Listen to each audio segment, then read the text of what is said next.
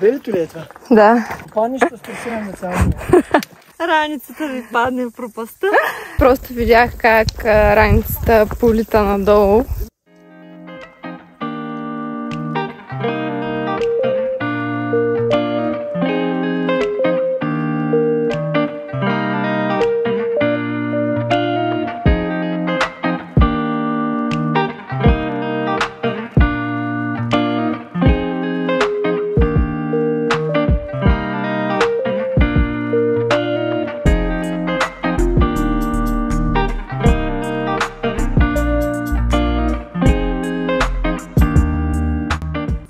Здравейте, хора! Днес отново сме на път.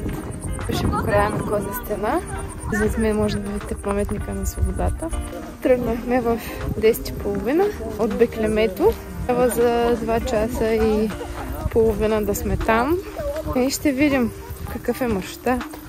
Лек ли е, подходящ ли е за деца. С нас днес има и дете. Приятно гледане!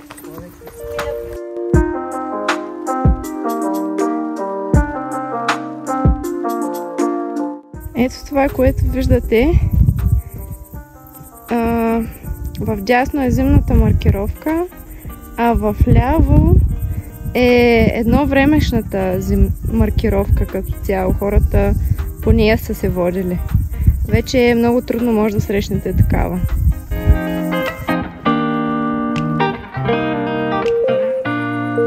Здравейте, хора! Пътуваме висока връх Козата стена. След малко пътеката ще се раздвои. Едната ще подсича, другата минава през върха. Само сме чели за нея. Сега ще пробваме. Очакваме да намерим мястото с Еделвайси. Разбира се, че само ще ги снимаме. Надявам се, че и всички останали ще го направят.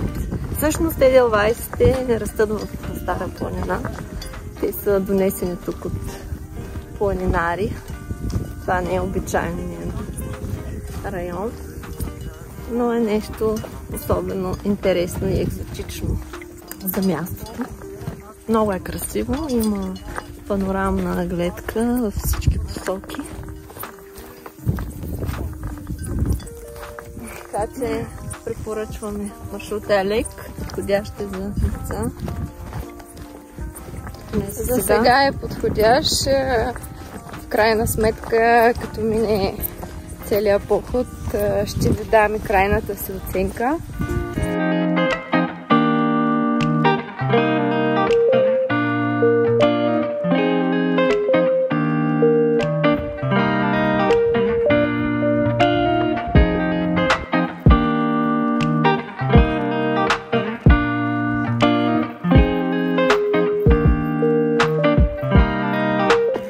Белито ли е това? Да. Карваш стрес. Ако паднеш, ще стресираме цяло. Аз вече съм стресиран.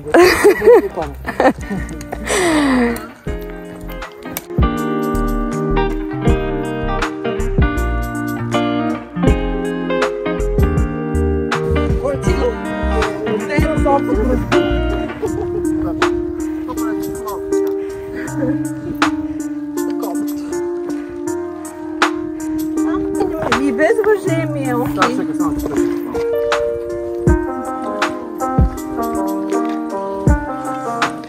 Как е? Добре. Много по-добре от конската пътека към Ботев. Маршрута не е толкова страшен, т.е.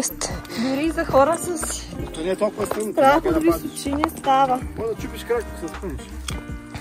Да. Айде да не си говорим за такива неща. В нашата група има хора, които ги е страх от височини и въпреки това маршрута е добър и за тях. Малко повече увереност, не гледаш надолу и така.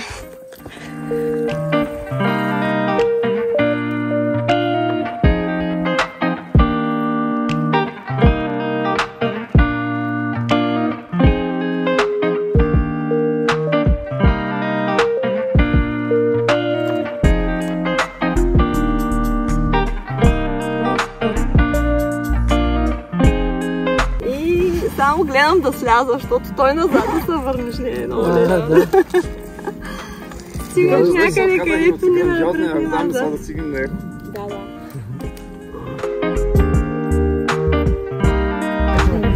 Да тръгнем грешта. Хубаво ли, защо там коза стена хижа, като гледам къде на майна? Той и май върха козата. Точно и това май са. Не бе, Саша е кучето. Едно вече е кучето. Или това е това. Чай да ги видим тези деловайки, къде биха. Елена, тук трябва да са някъде, да знаеш. Той вика тръгвате надолу по пътеките и после пак да говорим за пътека. Не, това е баба. Това е връх баба. Кое? Ето. Връх баба? Тук няма. Да, едно веселич. Еми, ето е посоката, Елена. Това е чия коза стена е там. Да. Това е някакъв петко, не знам се.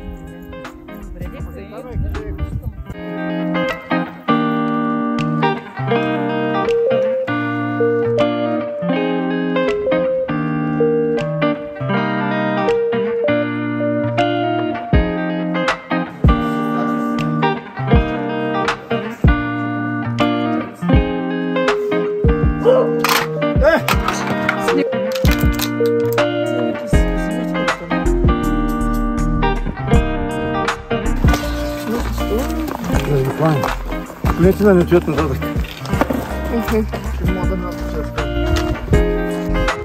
Има ли място за нас?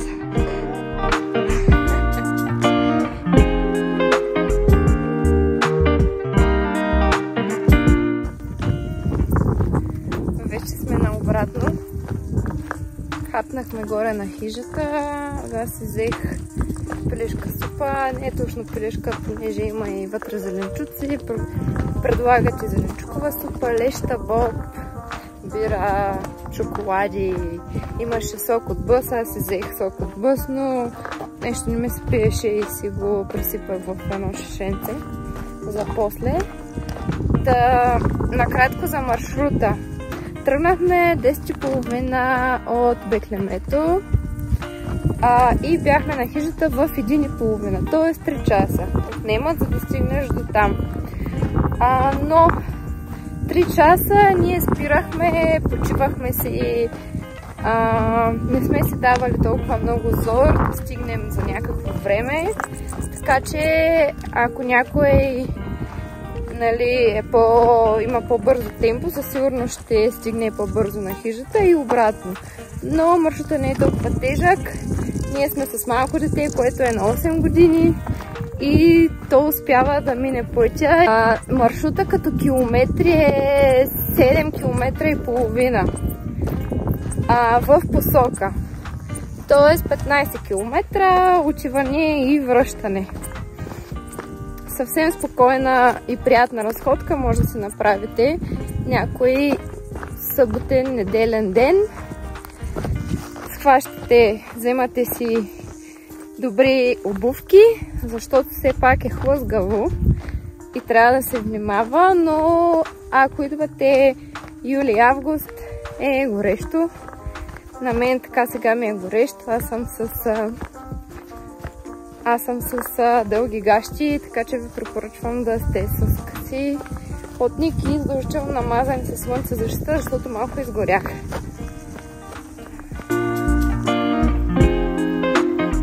Здравейте отново по лесния кавички маршрут. Тогава, когато решиш, че ще имаш едно лежерно връщане по подсичащата пътека и грешите. Раницата ви падне в пропаста и да, става много екстремно. Та, какво се случи? Вървим си ние по обратния маршрут, като подсичаме козата пътека от другата страна, т.е. от южната. И вървим си, като решавам да се намажа, за да не изгоря още повече. Та, спряхме да се намажа с слънцезащитен и просто видях как раницата полита надолу. И нямах време защо реакция да я хвана. тръгнахме да я търсим. Търсихме я 30-40 минути и напечени жестоко слънцето, но въпреки това вече си бях подказала вече да я търся, но документите ми бяха вътре и по пътя на обратно нагоре просто я видях и ми олекна. Та ето я на мен сега.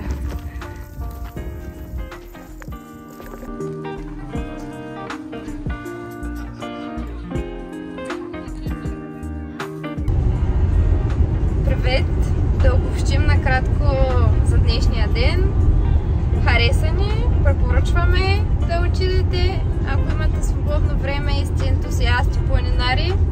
Пътят не е твърде сложен, но не е твърде и лек. Затова трябва да сте добре екипирани и да си носите вода, понеже по пътя няма къде да се наливате, евентуално на хижа за стена. Има вода. Има хора, има храна, има готвено, но пригответе се да се измиете чиниите и купичките след като хапнете. Такова листче беше залепено в самата хижа, че който си яде, след това си мие съдовете. На отиване минахме по един маршрут, а на връщане подсякохме някакси т.е. минахме по северна пътека, от северната страна и да, беше много по-леко.